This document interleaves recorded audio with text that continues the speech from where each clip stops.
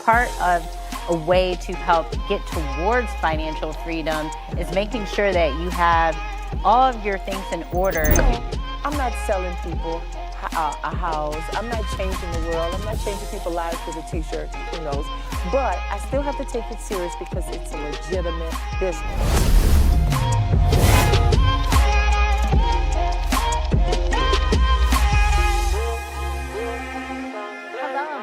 Financial Freedom with Mia D. Martin. I'm especially excited today to have Dr. O'Neal back for another episode.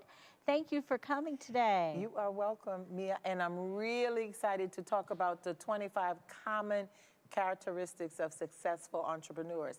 That's why I'm back today. I can't wait to hear more about it. Part of a way to help get towards financial freedom is making sure that you have all of your things in order if you're pursuing entrepreneurship and if you're a professional. So let's dive right in, Dr. O'Neal, and let's talk about what some of those 25 things are.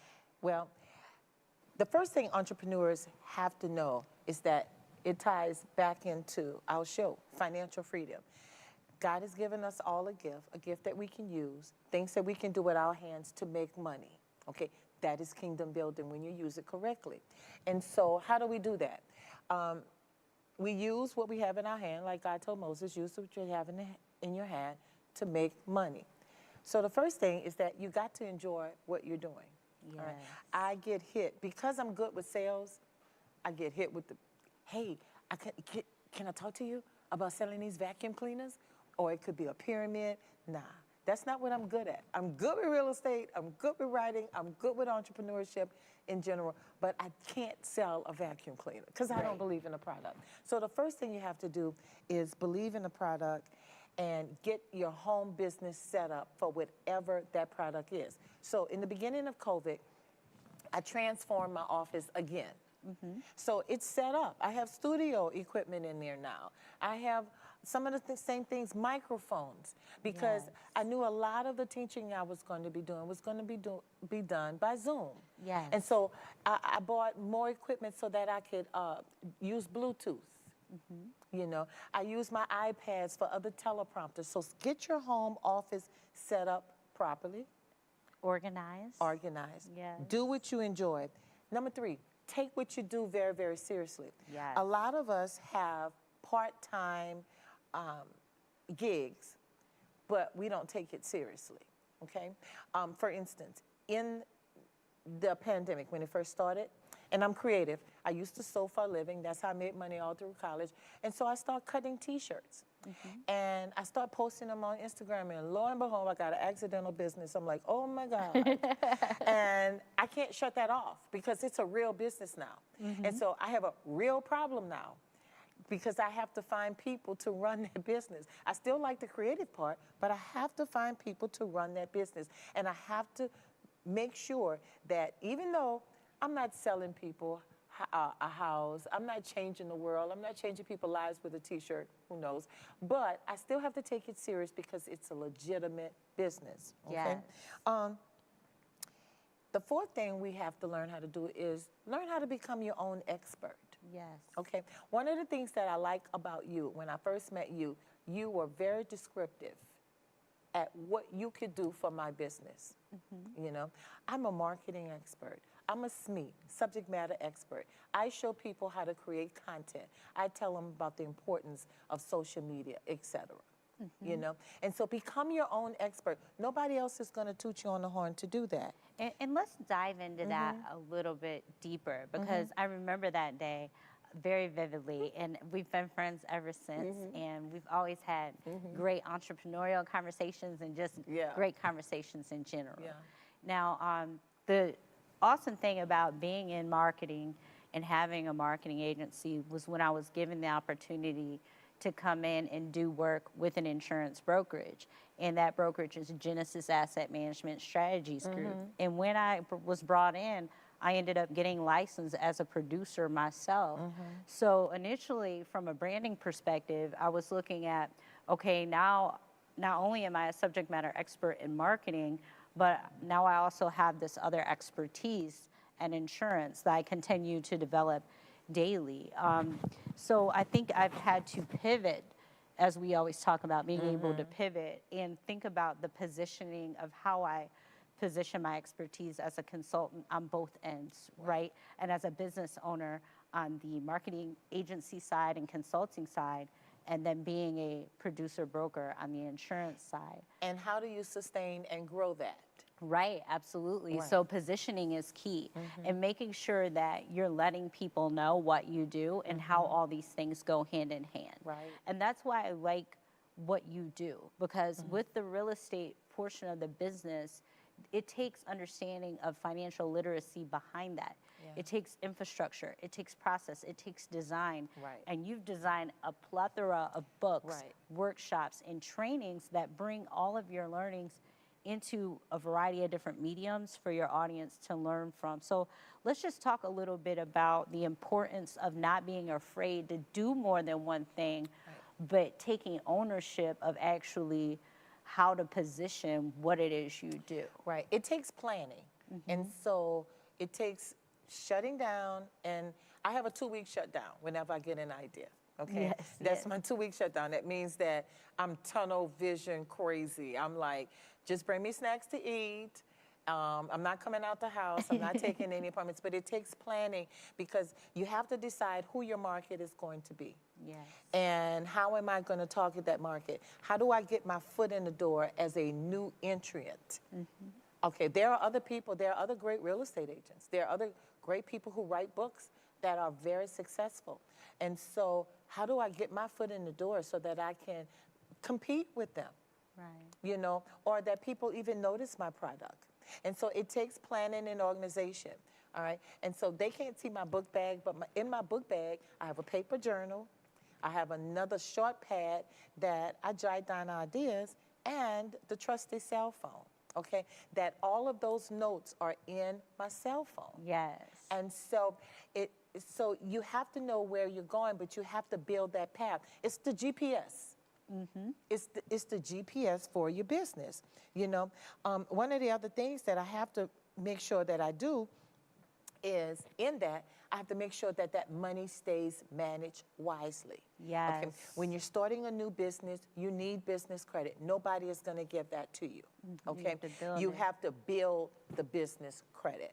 You have to, and then, sure, there are other loans and programs out there for sustainability, but nothing is there to help you start a business. One of the questions I get at least once a week, is there grants for startup? No, there's not grants for startup. There are matching grants, but you got to have some skin in the game. Absolutely. Okay. You have to have proof of concept oftentimes, even when you go about getting those grants. And Right. I've been blessed and in programs where I've received grants as a small business owner, but I wouldn't say it was in the startup phase. It was later Right. when I had kind of proven myself to the marketplace. Right. And that's why I also think having multiple revenue streams when you pursue entrepreneurship is key, because if you don't have a rich uncle, right, or some trust that's waiting there for you, then the reality is, if you're not going to keep your existing job, Right. then you have to have ways to continue to fuel your businesses. That's right. So when one's up and one's down, you got to fuel them back and forth. Right. And that's where the planning come in, and that's where the accounting skills come in. Yes. You do not have to be in accounting, but you do need to have some processes in place to count your money. Yes, bookkeeping. The bookkeeping, that's the word. Yes. More than accounting. You do have to have some basic bookkeeping skills, you know. And one thing I've always been grateful for is that I was fortunate enough from the beginning of my company up until now, I still have the same CPA, Timothy E. Brown, CPA, LLC. Shout Thank out. you. Shout out to Tim. But really, in all actuality, he's also a client of mine on the marketing side, which I'm extremely grateful for. But I'm also grateful for the CPA services that his firm provides, in addition to bookkeeping services that he provides to his clientele and more, because it really helps me make sure that I stay on track. And I don't think people realize, if you don't know where your business stands from a financial statements perspective and just financially overall, then you can't budget. You can't game plan. That's right. You can't go out and pay for marketing or advertising or events or materials if you don't know how much money you have coming in and what's going out, right? Right. Another thing, Mia, is that I think entrepreneurs lose sight that it's all about the customer. Okay, some of them are so busy being the chief cook and bottle washer, meaning I'm doing the faxing, I'm taking out the trash, I'm doing the bookkeeping, till they're forgetting to do the demographic studies on who their customer is. Right. And so they're not changing when the customer base change, or they're not adding customers, just like we've talked. Is how do I get into, okay, I'm a hit with the baby boomers, but I need to be a hit with the millennials too. How do I get millennials to know what I do, or how can I change what I offer so that they need my product?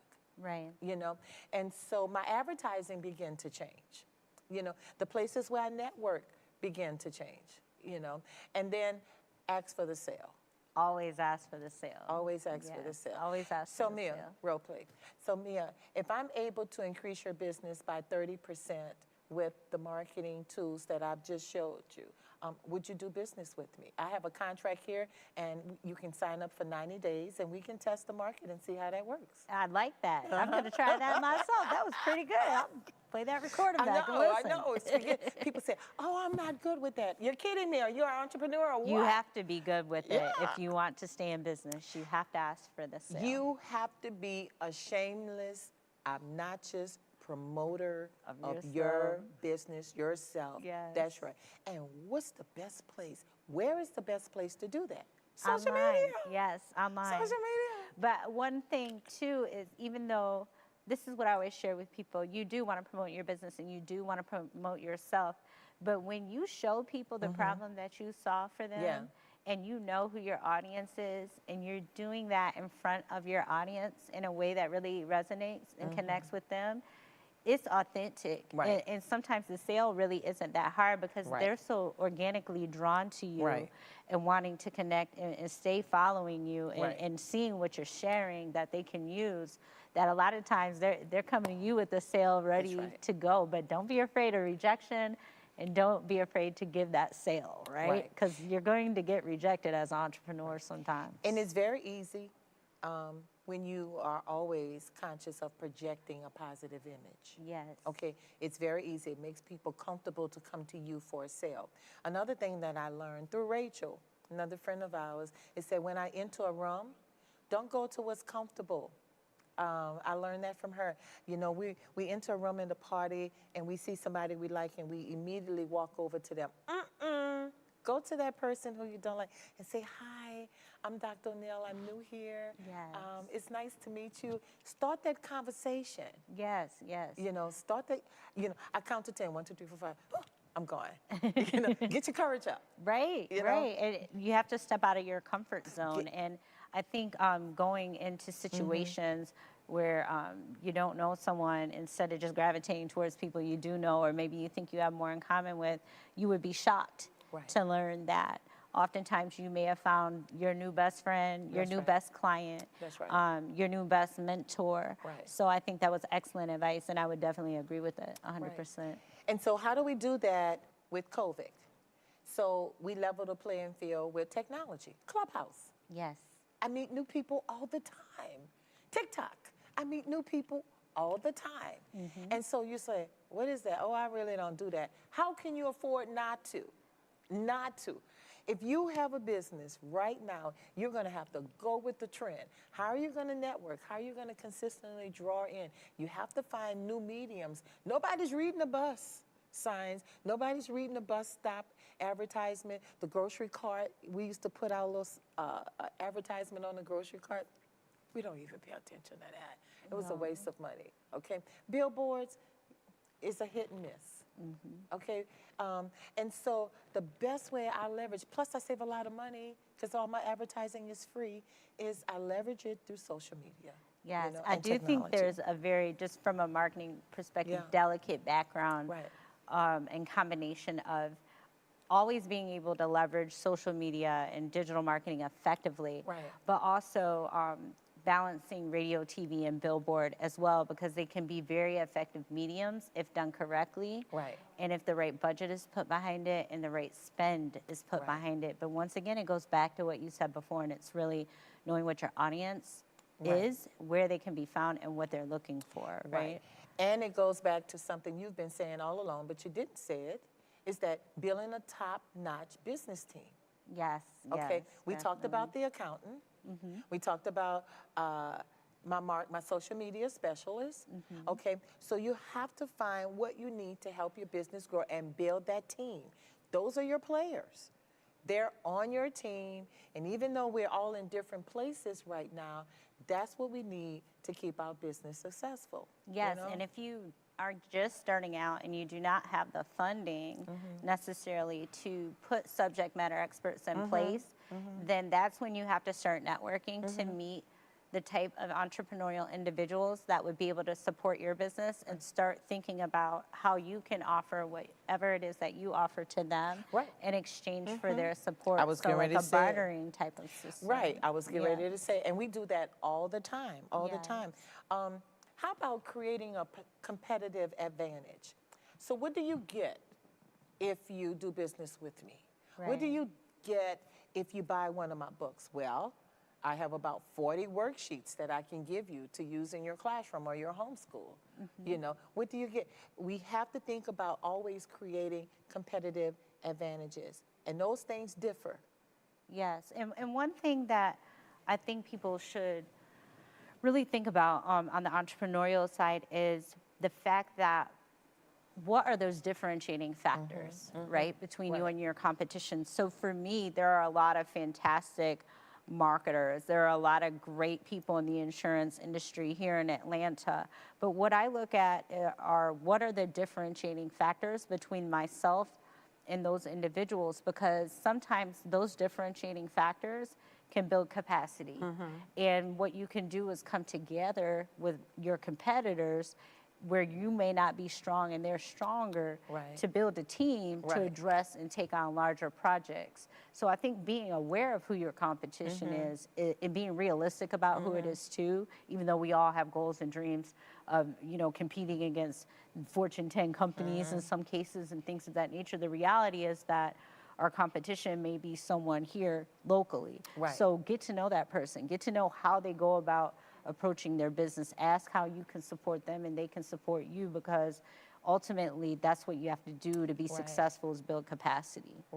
I see them telling us that we got a break coming up, but before we break, I want to bring out another point. I know you're like me. I'm either teaching a class or I'm taking a class. All the time.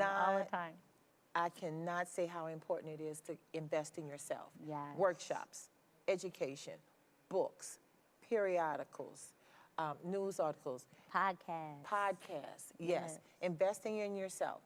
I spend the money. All kind. Yes. Pay other people for their expertise. Yes.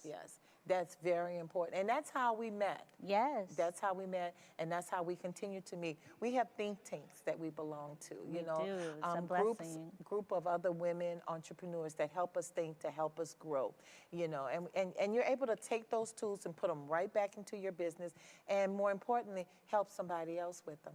Yes. Well, we'll be back here soon. Stay tuned, and we'll be back with more great information for you. You all know him, my boy, Will Smith. His tone is a very conversational tone, and he has the ability to be a storyteller because he is a, actor. And so this book was more of a page turner. I really enjoyed hearing and listening to him narrate the book.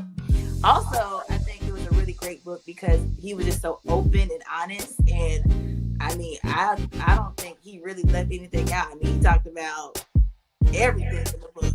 And I just want to throw this out there, that this is basically one of my favorite memoirs. And you know how I feel about the other book that I have read.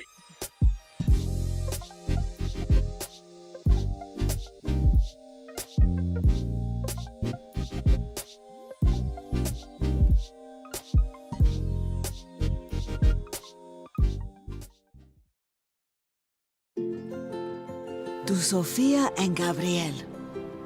Even though these old knees can't follow on your adventure to the forest today, these flowers represent my love. These stitches and threads join us together. And wherever you see a flower, a bird, a beautiful tree, know that my love is with you. Make the forest part of your story at a park near you. Find one at discovertheforest.org. When will someone know that they need a coach? If you're looking at your life and you're taking an evaluation of yourself and you're not happy with where you are and you can't seem to come up with what you need to do to become happy, then, a life coach may be that individual that you need. Now, if you're just having a rut, just, a week at a time, and you can kind of talk yourself out of it or you get over that, you may not necessarily need a life coach. But when you are really stuck and you've tried this and you tried that and it's not working for you and you just feel like you need more, then I definitely believe that a life coach would be someone that you can reach out to.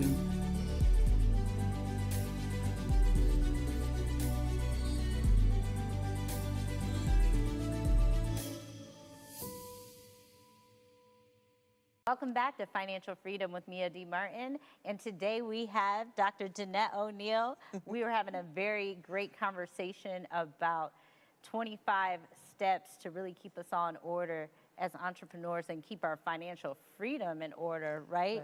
Right. I think that I should say that these are the conversations we have even when we're off air. Absolutely. Yes. These have to take place in order to have financial freedom and to be successful as an entrepreneur. And it's funny, we never talk about the latest movie or the favorite restaurant. We're always talking about the same stuff, Yes. you know? Being successful and how to go about doing it. Right. Yes. And so one of the other things that I meet a lot of people who said, I'm not good with asking for the sale, or I'm not good with talking. I met a cook the other day. She was in my class. She has some of the largest city contracts in Atlanta, but she's not good with the negotiation part. She's shy, and that's fine. Hire somebody who can talk. Hire somebody who can negotiate the contracts for you, you know, because that's a big part of the business. You may be good with designing menus and the kitchen part. You need that other partner with you. And that comes down to sharing, you know? And I think it comes back to being authentic and genuine with yourself and understanding where your strengths lie and understanding what you need to delegate out. And my advice to people when they first get started is to make a list of everything, every single little thing you have to do for your business. And then get your 3 different highlighters, highlight everything that you really enjoy doing, highlight the things you can tolerate, and then highlight the things that you really just either cannot do or you do not want to do at all. Right. And when you break it down in that manner and you're able to see what can be delegated out, it's going to make you free up time to be more effective and efficient. Right? And the reality is that we all aren't experts at everything. Right. So you're going to have to bring in those experts, those consultants, hire some type of individual in your company to pick up where you cannot deliver in that component of whatever it is that needs to get done. Right. You said we cannot do it all. Right, we can't do it all. There are some ways that we can try, okay? And so one of the other points in the 25 common characteristics of successful entrepreneurs is designing your workplace for success.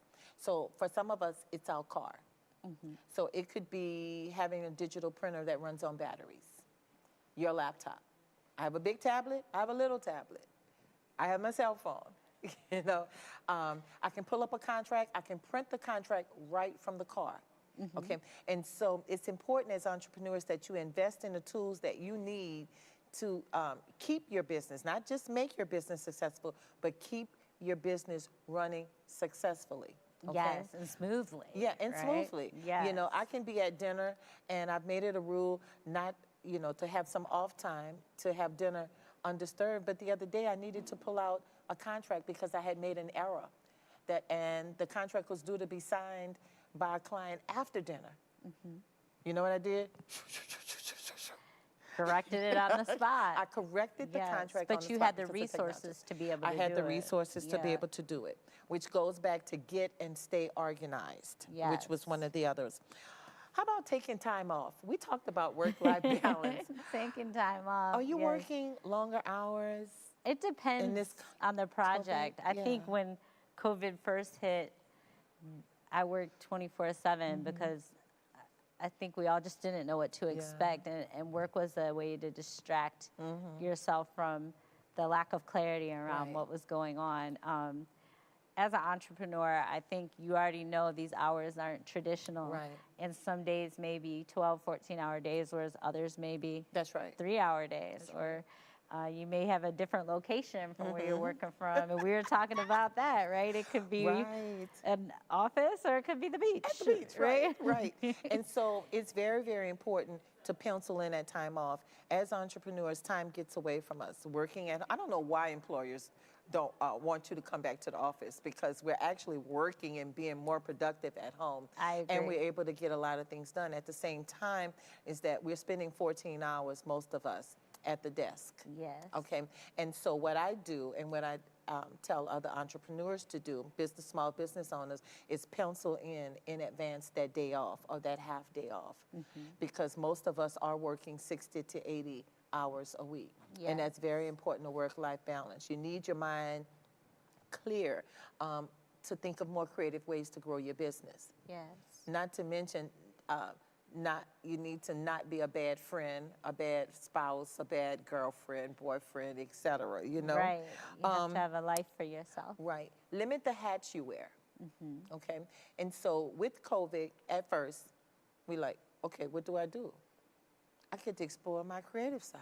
Right. I I'm get going to become to a chef and a Right. painter in Right. addition to my business. And so now we see that this is our new normal.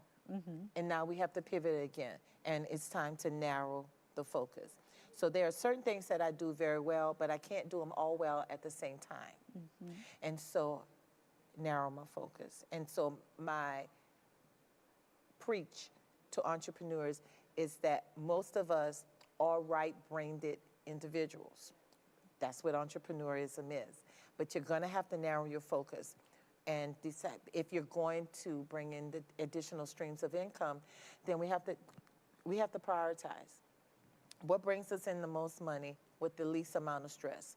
What is more cost effective that particular month or that particular season to push? Okay. During Mardi Gras, the custom tee shop made a lot of money because we printed Mardi Gras shirts. Okay. Now, the next season is not come up yet. All right. So that's the season of rest. So let me promote my books now. Right. Okay. Because summertime is coming. People are thinking about what am I going to do with my kids for homeschooling. Okay. And that's just an example of how people can shift or pivot, you know? Yes, that's great. Follow up. Yes, follow up is key. If you just follow up on the people that you meet, soft text, hi, it was nice meeting you, you know, do you mind if I call you and we can set up a lunch, or we can set up another time to talk about our businesses and what we have to offer? Perhaps there's an opportunity for us to work together. That's a soft text. Yes. You know, follow up constantly. And then follow up, send them another text the next month. Hey, I'm running a special. It's 25% off next Friday. Just wanted to let you know and remember me. I'm providing a link. Follow up. Follow. Hey, it was nice meeting you today. You know, here's my contact information. I'm looking forward to talking to you again. You'll be surprised with follow up. You know that as a marketing rep. Staying top of mind is key, and doing those soft touch points and check-ins really helps you do that. As well as being able to create content that really resonates with your audience online. That's another way to kind of check in with them, because aside from the individual texts and messages and calls and emails, when you're producing content that they can use, that's another check-in point or touch point for them. So I think that follow-up is necessary if you want to continue to grow your business. Right. I think that Mia, this is the season to celebrate curiosity. The entrepreneurs are some of the smartest people in the world, but a lot of them have a lot of stuff tucked in that they are scared to bring out to the world. You know, I met somebody the other day who has established a business just with teaching college students how to fill out the FAFSA. Oh, yeah, yeah. I know I would pay somebody. I would have paid somebody when my kids was in college, because it takes me an hour. It's too much legal jumble. It looks too hard on the computer. And I'm like, oh my God, oh, I can't do this. And so I waited till the last minute every time. And so that's an easy business somebody just thought of. Yeah, all you have to do really is solve a problem. Identify a pain point. And it may be something that you think is small, but to your point, how many other parents wouldn't want to take the time out because it's just something that they do not do on a regular basis that takes a significant amount of time, when you have a person who's an expert in that space that you can pay, that will move through the process very quickly, because this is something they do on a day-to-day basis, the same way you do your business on a day-to-day basis. And that's where we have to, as entrepreneurs, support one another, right? And recognize what we can delegate to help support other people and also give us our time back, right? And one of the last things I want to point out to entrepreneurs is get and stay legitimate. Yes. That is very important, okay? Don't forget to, every year, in most states it's every year, fill out those Secretary of State forms to keep your business current. Yes. Most of the time the renewal is $25 to $75. Don't let that expire. Other people are looking up your business, and if they see that you're not current with the Secretary of State, you may lose out on some business. Yeah, okay? same thing with your certifications. Your too. certifications, right. Yes. Right. Having those initials behind your name, people need to be able to go into a database and be able to find you. That's very important. Yes. You know, if you need operational license, or you need to stay up on that. If you owe city taxes, you need to stay up on that. Yes. You know, and so that's where the accounting comes in. And it may be hard for small entrepreneurs, but you can build that into your calendar, right in your phone, and set off a little alarm. 10 days before I have to submit the sales tax to the city of DeKalb. Right. But you have to do it. Right. You have to hold yourself accountable so that you can be successful and not put yourself in situations where you owe back taxes or you owe different fees that are associated with setting things up late. So you have to really stay organized, or once again, bring someone in that's going to help do that for you. Right. Yes. So once again, I like to say to our audiences, this is how we met, and this is what we do on a regular basis. We coach businesses to self-sufficiency. Yes, you know, absolutely. We help them through social media marketing, through business planning, Insurance, protection, protection, taxes. Insurance is a whole nother, oh my God. Yes, insurance, and we could have a whole nother show about that, and we will, but for those who are watching on the entrepreneurial side and the professional side, for me, when I got into the industry, I didn't recognize how many different products that were out there to really help business owners secure a really good future, and just ways to protect themselves and their families. Right. For example, if you were to get, Lord forbid, a critical illness or a chronic illness, right? Thinking about affordable options like term with living benefits. Flood insurance, interruption of business insurance. If you become disabled, I mean, these are all things you have to be realistic about, because if something happens to you and you're the person who runs the business, then who's going to take care of your family, or how will your mortgage be paid? That is right. How will your hospital bills and things like that be paid? And like I said, we can have a whole nother episode about that, and we will. I cannot thank you enough for being here today, Dr. O'Neal. It's always a pleasure. Thank you for coming to share your expertise. Thank you. Hopefully we get to have you back again. Right. I want to tell everybody to look for me on social media. I'm on everything. TikTok, Snapchat, Pinterest, Facebook, LinkedIn, Twitter, all under Danette O'Neal, or you can go to DanetteO'Neal.com. And you'll find all of this information and more, worksheets that you can download. I have a wonderful presentation about what we did that expands this. I'll put a Google link on there where you can download that also.